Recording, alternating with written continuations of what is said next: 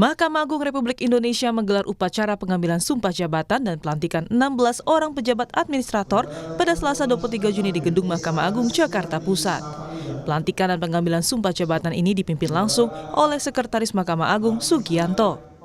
Setelah prosesi pelantikan dan pengambilan sumpah jabatan, rangkaian acara dilanjutkan dengan penandatanganan berita acara sumpah jabatan dan fakta integritas, serta penyampaian amanat oleh Sekretaris Mahkamah Agung.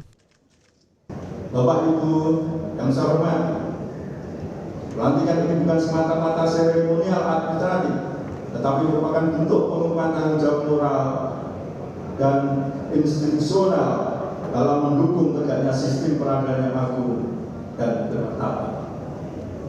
Jabatan yang saudara emban adalah amanah negara yang harus dijalankan dengan penuh integritas, dedikasi, dan profesionalisme yang tinggi. Dalam prosesi pelantikan, para pejabat mengucapkan sumpah untuk setia dan taat kepada undang-undang serta menjalankan peraturan dengan sebaik-baiknya. Mereka juga berkomitmen menjunjung tinggi etika jabatan, menjaga integritas, tidak menyalahgunakan kewenangan, dan menghindari segala perbuatan tercela.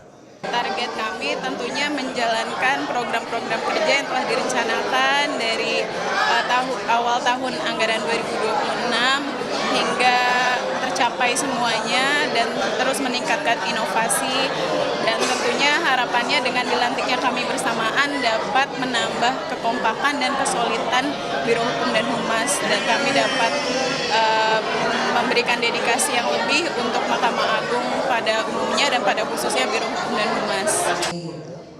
Pelantikan ini sekaligus menandai dimulainya amanah dan tanggung jawab baru dalam memberikan pelayanan peradilan yang semakin berkualitas.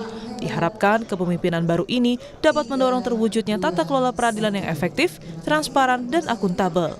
Tim Liputan Kompas TV. 3, 2